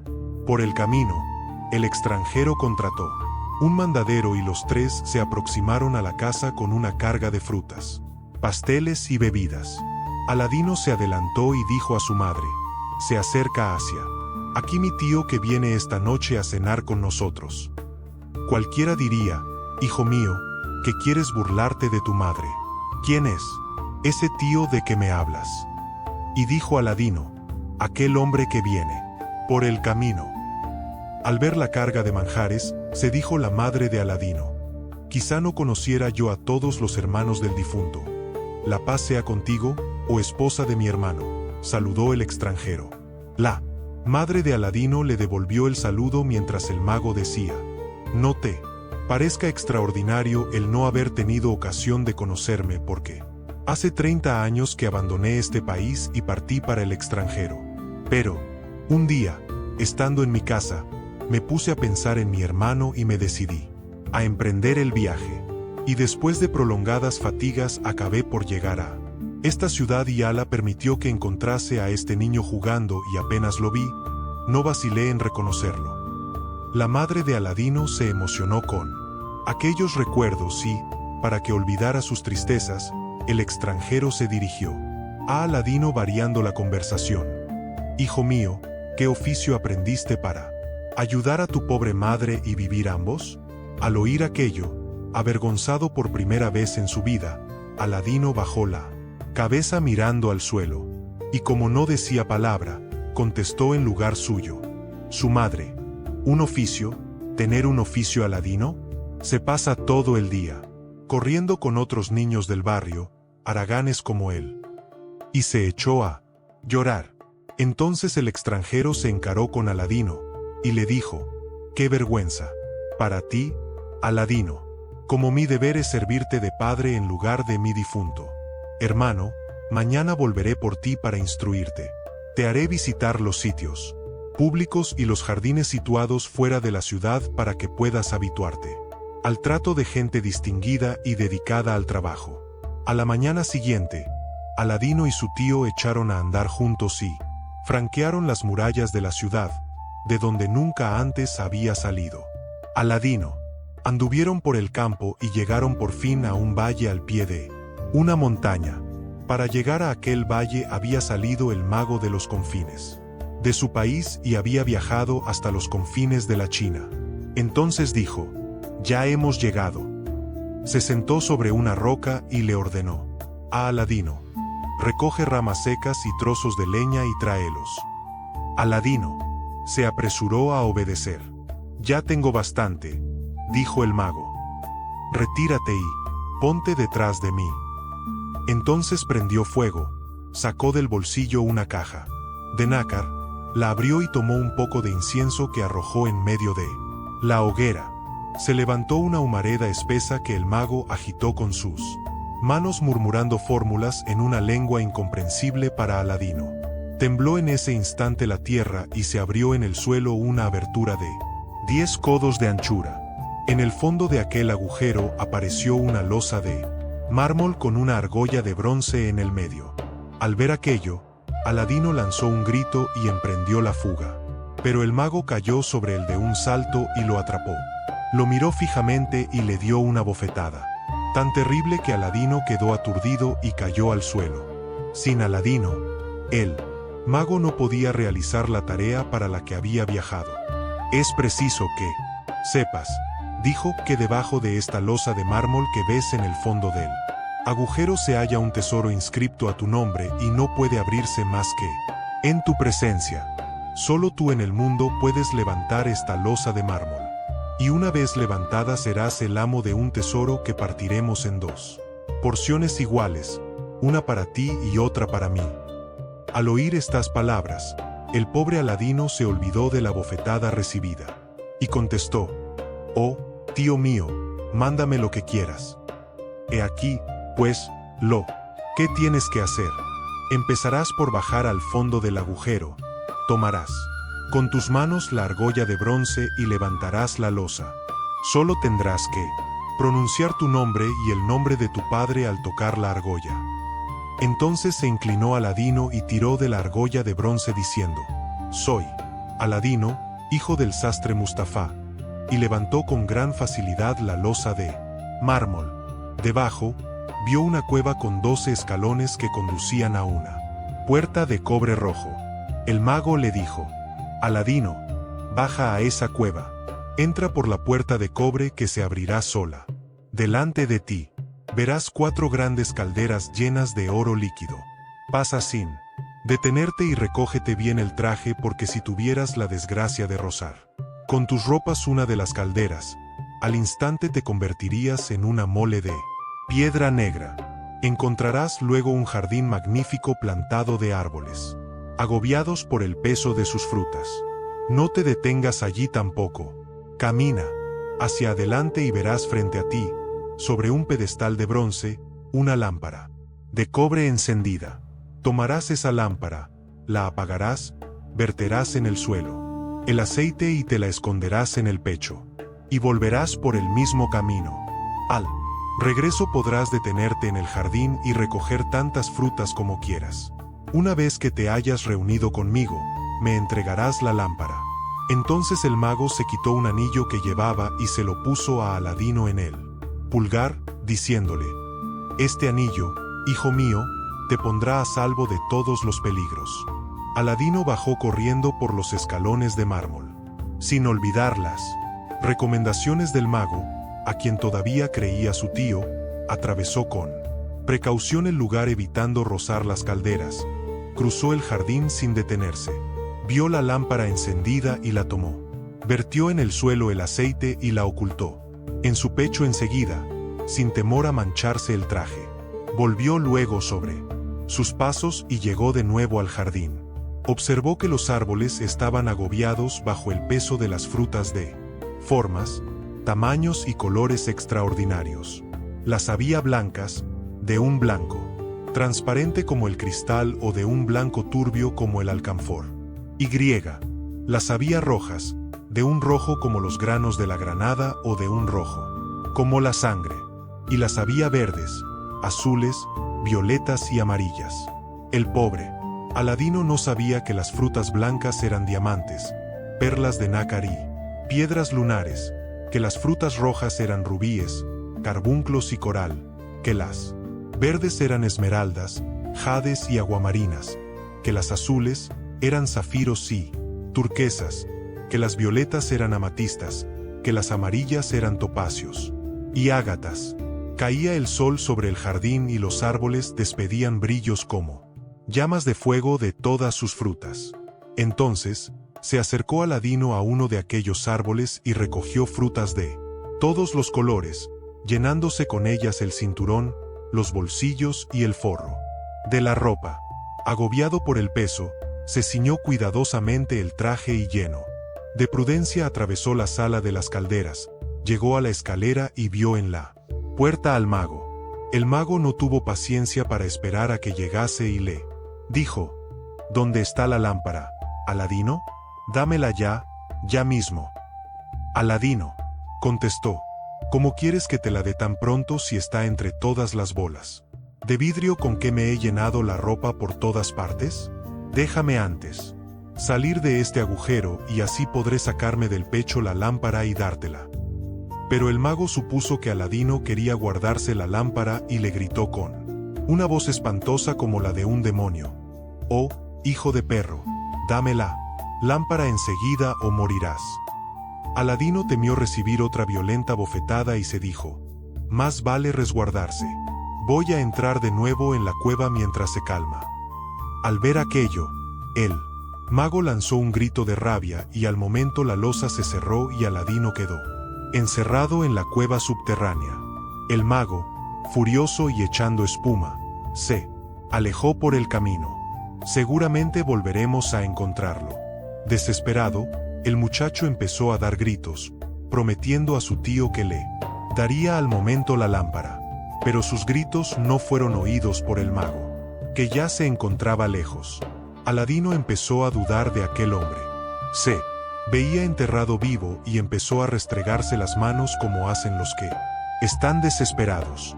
De ese modo, frotó sin querer el anillo que llevaba en el pulgar y vio surgir de pronto ante él un inmenso efrit, negro y brillante, como el betún, con la cabeza como un caldero y ojos rojos llameantes.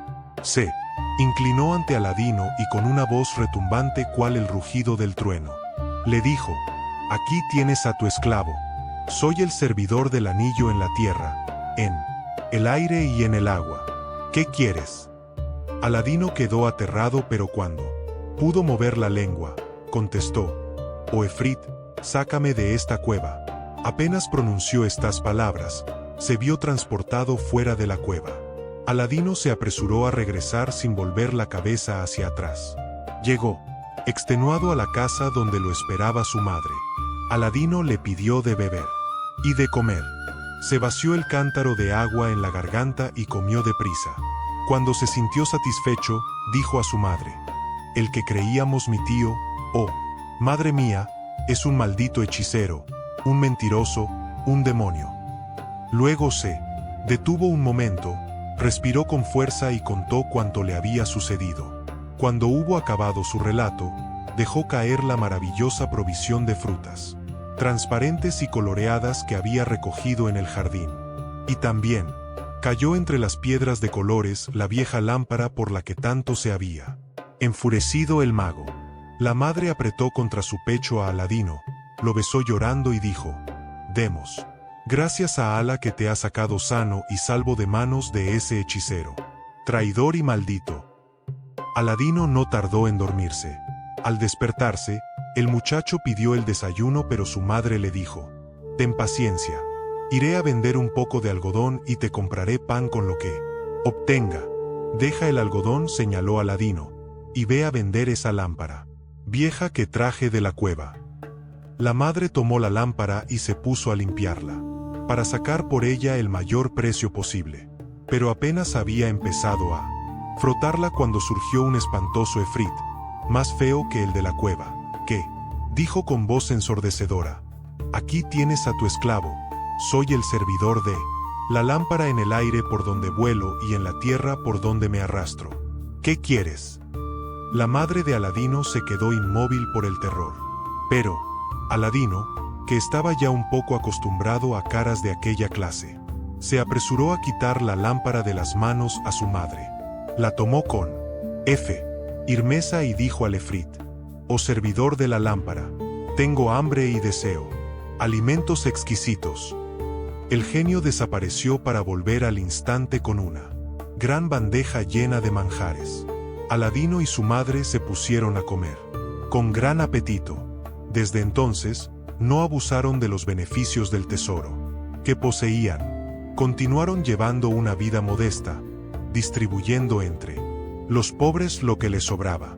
Entretanto, Aladino no perdió ocasión de instruirse dialogando con los mercaderes distinguidos y las personas de buen tono que frecuentaban el zoco. Un día, vio cruzar a dos pregoneros del sultán y los oyó gritar al unísono, en alta voz: «Oh vosotros, mercaderes y habitantes, por orden del sultán, cerrad vuestras tiendas al instante porque va a pasar la perla única, la maravillosa Badrul Budur, la luna llena, hija de nuestro sultán». Al oír el pregón, Aladino deseó ver pasar a la hija del sultán y fue a toda prisa a esconderse detrás de una puerta para mirarla a través de las endijas.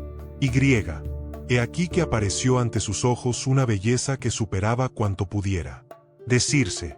Era una joven de 15 años, con una cintura como la rama más tierna de los árboles. Su frente deslumbraba como el cuarto creciente de la luna, con ojos negros como los ojos de la gacela sedienta, una boca con labios encarnados, la tez blanca, los dientes como granizos y un cuello de tórtola. Aladino sintió bullir su sangre 3 veces más deprisa. «Oh madre», dijo al llegar a su casa, «he visto a la princesa Badrul Budur, hija del sultán, y no tendré reposo mientras no la obtenga en matrimonio. Tú serás quien vaya a hacer al sultán esa petición». Ella exclamó: «¿Dónde están los regalos que deberé ofrecer al sultán como homenaje?». El joven contestó: «Has de saber, oh madre, que las frutas de colores que traje del jardín subterráneo son pedrerías valiosísimas. Trae de la cocina una fuente de porcelana». Aladino colocó con mucho arte las piedras en la fuente, combinando los colores, las formas y las variedades. Su madre no pudo menos que exclamar: «¡Qué admirable es esto!». Cuando el sultán, que era justo y benévolo, vio a la madre de Aladino, le dijo: «Oh mujer, ¿qué traes en ese pañuelo que sostienes por las 4 puntas?». La madre de Aladino desató el pañuelo en silencio. Al punto se iluminó el lugar con el resplandor de las piedras y el sultán quedó deslumbrado de su hermosura. La madre le transmitió entonces la petición de su hijo. El rey dijo: el joven Aladino, que me envía un presente tan hermoso, merece que se acoja su petición de matrimonio con mi hija Badrul-Budur. Le dirás, pues, que se efectuará el matrimonio cuando me haya enviado lo que exijo como dote: 40 fuentes de oro macizo llenas hasta los bordes, de las mismas pedrerías en forma de frutas como las que envió en la fuente de porcelana. Estas fuentes serán traídas a palacio por 40 esclavas, jóvenes, bellas como lunas, formadas en cortejo. Cuando escuchó de su madre la petición del sultán, Aladino se limitó a sonreír. Se apresuró a encerrarse en su cuarto, tomó la lámpara y la frotó. Al punto apareció el efrit. Aquí tienes a tu esclavo, soy el servidor de la lámpara en el aire por donde vuelo y en la tierra por donde me arrastro. ¿Qué quieres? Aladino expresó su pedido y al cabo de un momento regresó el efrit seguido por las esclavas portando sobre sus cabezas las fuentes de oro macizo. Y he aquí que el sultán recibió al cortejo en la parte más alta de la escalinata de su palacio. Hasta allí ascendió Aladino, ricamente ataviado, y el sultán le dijo: en verdad, Aladino, ¿qué rey no anhelaría que fueras el esposo de su hija? ¿Cuándo deseas que se celebre la boda? Y contestó Aladino: oh, sultán, mi corazón está ansioso por celebrar la boda esta misma noche. Sin embargo, deseo antes hacer construir un palacio digno de Badrul-Budur. Te ruego que me otorgues el vasto terreno situado frente a tu palacio a fin de que mi esposa no esté muy alejada de su padre y yo mismo esté siempre cerca para servirte. Por mi parte, me comprometo a hacer construir este palacio en el plazo más breve posible. Dicho esto, Aladino se despidió del sultán y regresó a su casa. En cuanto entró, se retiró a su cuarto completamente solo. Tomó la lámpara mágica y la frotó como de ordinario. Al punto apareció el efrit. Aquí tienes a tu esclavo. Soy el servidor de la lámpara en el aire por donde vuelo y en la tierra por donde me arrastro. ¿Qué quieres? Oh efrit de la lámpara, construye un palacio que sea digno de mi esposa, la hija del sultán. Traza en medio de ese palacio un jardín hermoso, con estanques y saltos de agua y plazoletas espaciosas. He aquí que al despuntar el día se alzaba, frente al palacio del sultán, un palacio con una torre de cristal y un jardín hermoso, con estanques, saltos de agua y plazoletas espaciosas. Una magnífica alfombra de terciopelo se extendía entre las escalinatas de uno y otro palacio. Se celebró entonces la boda. La madre de Aladino salió ataviada con dignos trajes en medio de 12 jóvenes que le servían de cortejo. La princesa Badrul-Budur se levantó de su lugar para recibirla con ternura. Luego, apoyándose en la madre de Aladino, que iba a su izquierda, y seguida de 100 jóvenes esclavas, se puso en marcha hacia el nuevo palacio donde la esperaba Aladino. Salió él a su encuentro sonriendo y ella quedó encantada de verlo tan hermoso y brillante. Aladino, lejos de envanecerse con su nueva vida, tuvo cuidado de hacer el bien a su alrededor y de socorrer a las gentes pobres porque no había olvidado su antigua miseria.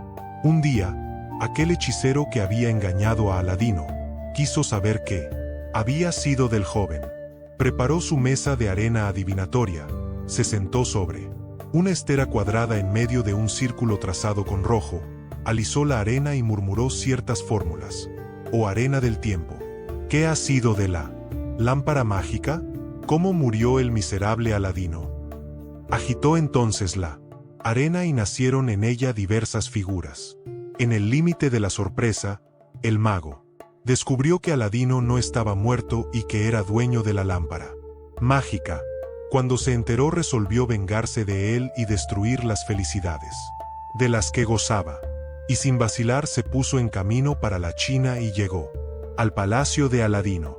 Fue al zoco, entró en la tienda de un mercader de lámparas de cobre y adquirió una docena completamente nuevas. Pagó sin regatear y las puso en un cesto. Entonces se dedicó a recorrer las calles, con el cesto de lámparas, gritando: «Lámparas nuevas. Cambio lámparas. Nuevas por otras viejas». Tanta maña se dio, que la princesa Badrulbudur, en ausencia de Aladino, oyó aquel pregón insólito y abrió una de las ventanas. Una de las mujeres le dijo: «Oh mi señora, precisamente hoy, al limpiar el cuarto de mi amo, Aladino, he visto en una mesita una lámpara vieja de cobre. Permíteme que vaya a enseñársela a ese viejo para ver si realmente está tan loco y consciente en cambiarla por una lámpara nueva». La princesa Badrulbudur ignoraba completamente las virtudes maravillosas de aquella lámpara y contestó: «Desde luego». Cuando el mago vio la lámpara, la reconoció al primer golpe de vista y tendió la mano con la rapidez del buitre que cae sobre la tórtola. Tomó la lámpara y se la guardó en el pecho. Luego presentó el cesto, diciendo: «Elige la que más te guste». Hecho el cambio, el mago echó a correr y, cuando llegó a un barrio desierto, se sacó del pecho la lámpara y la frotó. El efrit de la lámpara respondió también a esta llamada, pues obedecía a quien fuese el poseedor de la lámpara. «Aquí tienes a tu esclavo, soy él, servidor de la lámpara en el aire por donde vuelo y en la tierra por donde me arrastro. ¿Qué quieres?». Entonces el mago le dijo: «Oh efrit, te ordeno que transportes a mi país el palacio que edificaste para Aladino con todos los seres y todas las cosas que contiene, y también me transportarás a mí con el palacio». En un abrir y cerrar de ojos, el mago se encontró en su país, en el palacio de Aladino. Y esto es lo referente al hechicero. Al despuntar el alba retornó Aladino de una cacería, rodeado por un grupo de hombres, como hacía habitualmente. Al atravesar el último cruce del camino, alzó su cabeza para observar el palacio. Y miró, pero no vio ni palacio, ni jardín, ni huella de palacio o de jardín, sino el inmenso terreno desierto, tal como estaba el día en que dio al efrit de la lámpara orden de construir aquella morada maravillosa. Sintió tal dolor y tal conmoción que estuvo a punto de caer desmayado. Miró a los hombres de su escolta y empezó a preguntar con torvos ojos: «¿Dónde está mi palacio? ¿Dónde está mi esposa?». Todos pensaron que había perdido la razón. Aladino se alejó rápidamente, salió de la ciudad y comenzó a errar por el campo hasta llegar a las orillas de un gran río, presa de la desesperación, diciéndose: «¿Dónde hallarás tu palacio, Aladino, y a tu esposa Badrulbudur? ¿A qué país desconocido irás a buscarla, si es que está viva todavía?». Se puso en cuclillas a la orilla del río, tomó agua en el hueco de las manos, y se frotó los dedos tratando de reanimarse. Y he aquí que, al hacer estos movimientos, frotó el anillo que el mago le había dado en la cueva. Al momento apareció el efrit del anillo. «Aquí tienes a tu esclavo. Soy él, servidor del anillo en la tierra, en el aire y en el agua. ¿Qué quieres?». Aladino lo reconoció, se puso de pie y dijo al efrit: «Oh, efrit del anillo, te ordeno que me transportes al lugar en que se halla mi palacio y me dejes debajo de las ventanas de mi esposa, la princesa Badrulbudur». Apenas formuló esta petición, Aladino se vio en medio de un jardín magnífico, debajo de las ventanas de la princesa, a la vista de su palacio. Sintió Aladino tranquilizársele el alma. Aquella tarde, la servidora de la princesa abrió una de las ventanas y miró hacia afuera, diciendo: «Oh mi señora, mi amo Aladino está bajo las ventanas del palacio». Badrulbudur se precipitó a la ventana y gritó: «Oh querido mío, mi servidora va a abrirte la puerta secreta». Aladino subió al aposento y ambos se besaron, ebrios de alegría. Aladino dijo a su esposa: «Oh, Badrulbudur, antes que nada tengo que preguntarte qué ha sido de la lámpara de cobre que dejé en mi cuarto antes de salir de casa». Exclamó la princesa: «Esa lámpara es la causa de nuestra desdicha». Y contó a Aladino lo que había ocurrido en el palacio en su ausencia, y concluyó diciendo: «Después de transportarnos aquí, el maldito mago ha venido a revelarme lo ocurrido. Entonces Aladino, sin hacerle el menor reproche, le preguntó: ¿y qué desea hacer ahora ese maldito? Ella dijo: viene cada atardecer y trata, por todos los medios, de seducirme. Para vencer mi resistencia no ha cesado de afirmar que has muerto. Dime ahora, oh Badrul Budur, ¿sabes en qué sitio del palacio está escondida la lámpara? La lleva en el pecho, continuamente. Entonces Aladino pidió quedarse a solas, frotó el anillo mágico y dijo al efrit: oh, efrit del anillo, te ordeno que me traigas 1 onza de polvo soporífero. Cuando obtuvo lo que deseaba, Aladino llamó a su esposa y le dio instrucciones respecto a lo que harían con él. Mago. Entonces la princesa mandó a sus mujeres que la peinaran y se hizo vestir con el traje más hermoso de sus arcas. Perfumada y más bella que, de costumbre, se tendió sobre los almohadones, esperando la llegada del mago. No dejó de ir a la hora anunciada, y la princesa, con una sonrisa, lo invitó a sentarse junto a ella y le dijo: oh mi señor, estoy por fin convencida de que Aladino ha muerto y mis lágrimas no le darán vida. Por eso he renunciado a la tristeza. Te ofrezco los refrescos de amistad. Se levantó, mostrando su deslumbradora belleza, se dirigió a la mesa y discretamente echó el soporífero en la copa de oro que había en ella. El mago tomó la copa, se la llevó a los labios y la vació de un solo trago. Al instante fue a caer a los pies de Badrul Budur. Aladino salió del escondite en el que aguardaba, se precipitó sobre el mago y le sacó del pecho la lámpara. Corrió hacia una alcoba solitaria, frotó la lámpara y al punto vio aparecer al efrit. Aquí tienes a tu esclavo. Soy él, servidor de la lámpara en el aire por donde vuelo y en la tierra por donde me arrastro. ¿Qué quieres? Oh efrit de la lámpara, dijo Aladino. Te ordeno que transportes este palacio, con todo lo que contiene, a la capital del reino de la China, sin tardar más tiempo del que se necesita para cerrar y abrir un ojo. El palacio estuvo nuevamente frente al palacio del sultán. Aladino invocó entonces al efrit y le ordenó que se llevara el cuerpo del mago y lo quemara en medio de la plaza sobre un montón de estiércol. Oh Badrul Budur, dijo a su esposa, demos gracias a Alá que nos ha librado por siempre de nuestro enemigo. Se arrojaron uno en brazos de otro y desde entonces vivieron una vida feliz. Tuvieron 2 hijos hermosos como lunas. De nada careció su dicha hasta la llegada inevitable de la separadora de amigos, la muerte. Cuando Cerezade acabó de contar la historia de Aladino se cayó sonriendo. El rey Sariar dijo: es, sin duda, una historia extraordinaria. No creas, oh rey afortunado, que es tan extraordinaria como la que me reservo para la noche próxima, si quieres. El rey Sariar dijo para sí: no la mataré hasta después. Entonces Cerezade sonrió y dijo: cuentan que... Pero en este momento vio aparecer la mañana y se cayó. Discreta.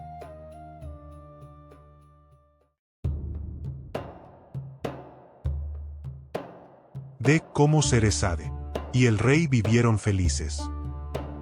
A lo largo de 3 años, noche a noche, Cerezade contó al rey historias tan maravillosas como las que acabáis de leer. Entre tanto, la joven había dado al rey 3 hermosos hijos varones. En la noche 1001, Cerezade despidió a su hermana Doniazada, se presentó ante el rey Sariar, se inclinó ante él para besar el suelo en señal de respeto y dijo: oh, rey Sariar, esposo mío, tu esposa lleva ya 1001 noches contándote historias de tiempos muy remotos. Solicito ahora tu permiso para expresar un deseo. Pide, Cerezade, dijo el rey, y lo que pidas te será concedido. Cerezade dio una indicación a las esclavas que se hallaban cerca de la alcoba. La primera de ellas era nodriza de su hijo mayor que ya caminaba solo.